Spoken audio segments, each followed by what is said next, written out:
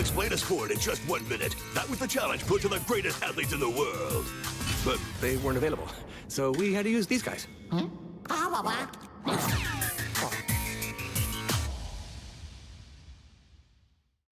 No, just the opposite. In volleyball, you have to make sure the ball never touches the ground on your side of the net. On each side of the court, 6 players. Hey, you blue team, you're only allowed to tap the ball 3 consecutive times. The basic principle is 1, reception, 2, pass, 3, attack. Most of the time, use your hands and your arms. But did you know that you're now allowed to hit the ball with any body part? Your head, your belly, your feet, even your backside if you want, sure. And these days, when you serve, the ball is allowed to touch the net. However, for the players, it's absolutely forbidden. Hey, you know who that player is with a different color jersey? That's the libero, a defensive specialist who's not allowed to either serve or attack. That guy is just a player on the wrong team. Okay, enough talk. How about a little match? You have to win 3 sets of 25 points. And if there's a 5th set, you only need 15 points to win. 1 point for the red team. That's right. These days you can win the point even if your team doesn't have the service. Okay, red team, you get the ball, and you rotate. I've got a feeling this is going to be a long match. Explain a sport in just 1 minute. That was the challenge put to the greatest athletes in the world. But they weren't available, so we had to use these guys.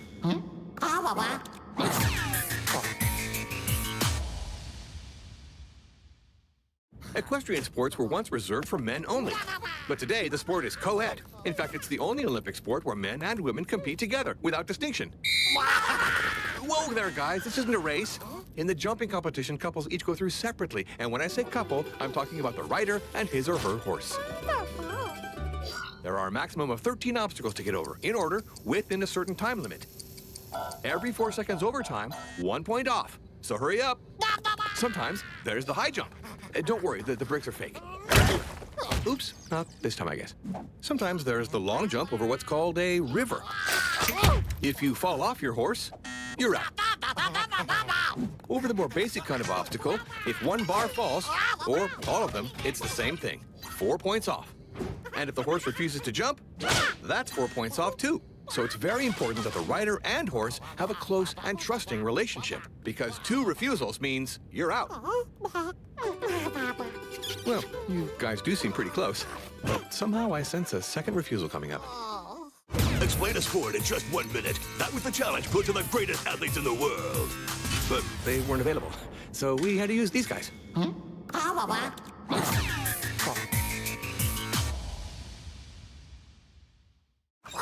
Oh yeah, big guy, you're looking strong. All set for the shot put. Hey, there's one. Careful, it weighs more than 15 pounds. To beat the current human record, you'll have to get it farther than the length of a tennis court. Let's demonstrate.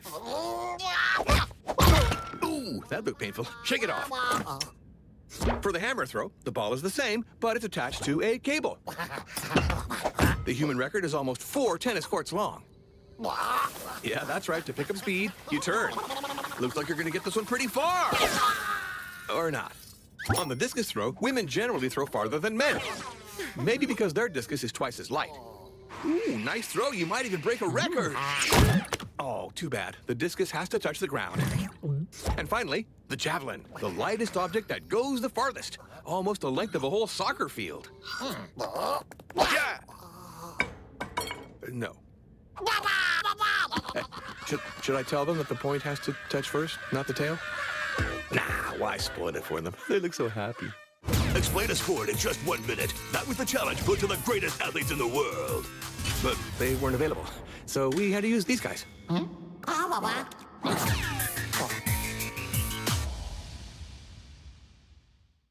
In Greek, the word for nude is gymnos, which gives us gymnastics. But it's been a long time since anyone did this totally naked. You know, it could cause problems. Maybe that's why the men's and women's events are separate in artistic gymnastics. The balance beam, for instance, is an apparatus for women only. As you can see, it calls for grace and sensitivity. Maybe that's why only women get artistic scores in gymnastics. They also perform on the uneven parallel bars. Very challenging. Let's demonstrate. Yeah, thanks. That was pretty close. If you take away one of the bars, it becomes the horizontal bar, and that is just for men. As are the rings. the hobby horse, okay, I meant the pommel horse, and the parallel bars. Actually, guys and gals only have two apparatus in common, the vault and the floor exercise. But there, only women can do their acrobatics with music. That's an interesting choice. On the other hand, can't say it's not original. Explain a sport in just 1 minute. That was the challenge put to the greatest athletes in the world. But they weren't available, so we had to use these guys.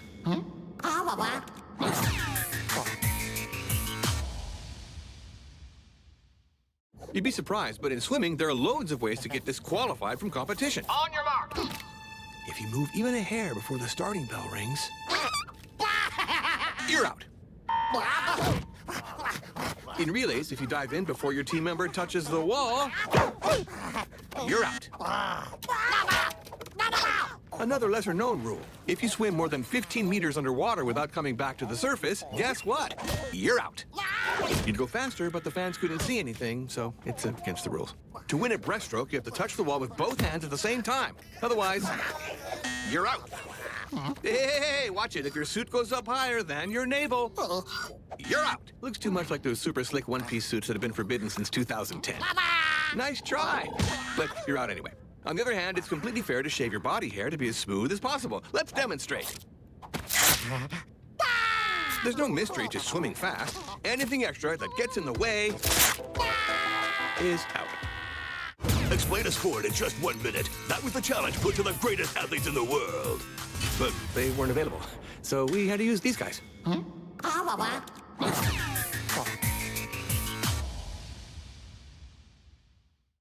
Judo, which in Japanese means the way of flexibility, is a martial art where respect for your opponent is the only... Oh no, for once we got off to a good start. Now cut that out, you're not allowed to hit. To defeat your opponent, the best way is an ippon. You grab him and flip him like a pancake onto his back. If you slam him down, you get an ippon. The referee lifts his arm, and the match is over. Yeah, almost. You grab the kimono, not the ears.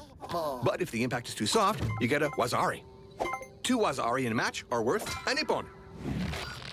If you don't manage to flip him like a pancake, you can defeat him by holding him down on the mat for 15 seconds, which gives you a wazari, or 20 seconds. That's an ippon. Let's demonstrate. Nope, that's not allowed. Your last chance to get an ippon is an arm lock or a stranglehold. That's perfect. To abandon a match, your opponent taps 3 times with the flat of his hand on the tatami mat or on you. No, not in the face. And just 3 little taps is enough. Hey! Wait a sec, I don't think you're really getting the whole Zen philosophy of judo here. Explain a sport in just 1 minute. That was the challenge put to the greatest athletes in the world. But they weren't available, so we had to use these guys.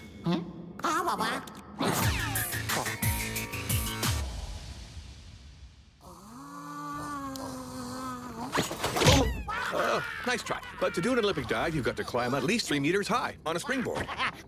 Hey, only 1 bounce on the end of the board. You're not allowed to... Oops. The good news is you're not disqualified if you lose your suit. The next Olympic dive is from 10 meters high, from the high dive platform. That's as tall as a 3-story building. You hit the water at 60 kilometers per hour. Rule number 1 to get a good score is to enter the water vertically and make the smallest possible splash. Perfect. Not a drop. But that's not enough. You've got to impress the judges with a dive that is both aesthetic and difficult. For example, you could include a bunch of somersaults. This is the tuck position. Not very practical when you don't have knees. Or else there's the pike, or the straight position, which allows you to do twists. Come on, show us something cool, something really impressive. Let's demonstrate. Okay, yeah, that was awful. But at least he aimed for the pool and succeeded in emptying it. Oh, I got some on my shirt. Explain a sport in just 1 minute. That was the challenge put to the greatest athletes in the world. But they weren't available, so we had to use these guys.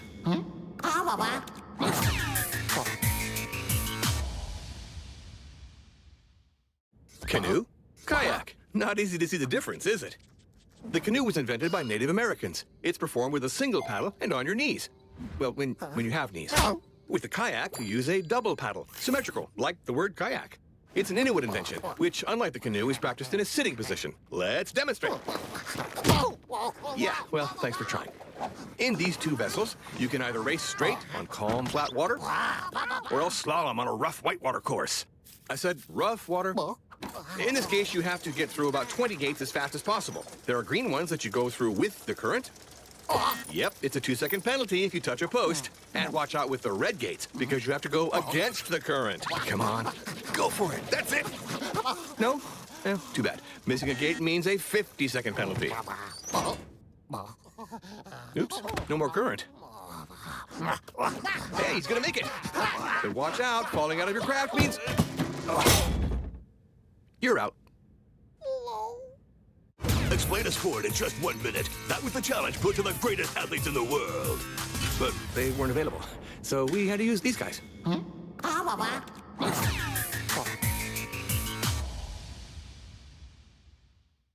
Okay, stay concentrated. Unless you want to be disqualified right off for a false start, you can't start the race before the gun goes off. No second chances anymore like before.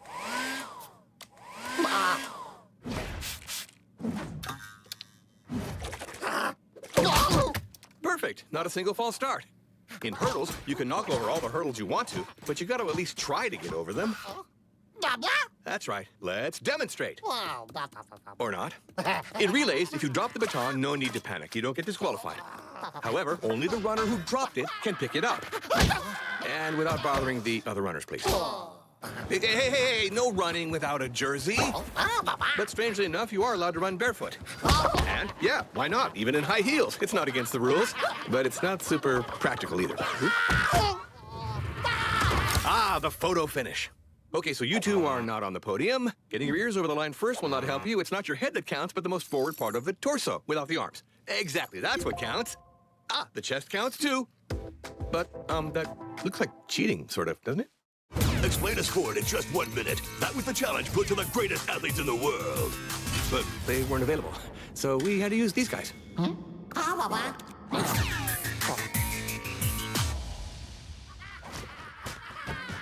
Yes, in fencing, there are indeed 3 types of weapons. Just not those. Sorry. There's the foil, which is the most flexible. Yep, that's gotta hurt. There's also the épée, which is the heaviest of the swords. Nope, it's got nothing to do with the medieval sword. We're talking more about the kind the musketeers used. Excuse me, you can leave that. Then there's the saber, the pirate sword. It's only with the saber that you can use the edge to get a point. With the foil and the épée, only the tip counts for points. Hey, wait, stop. You can't just hit anywhere to get a point. With the foil, you can only aim for the trunk. With the saber, the entire top of the body. And with the épée, you can take your pick. It's the simplest weapon. If the two opponents touch at the same time, each gets a point. But with the foil and the saber, it's the one who extends his arm out first that gets the point. It's a question of priority. Easy, right? All right, already, enough talk. Let's demonstrate. Hey, no, wait. First, you stretch your arm, and then, I told you, no medieval broadswords. I thought my explanation was pretty clear, or was it?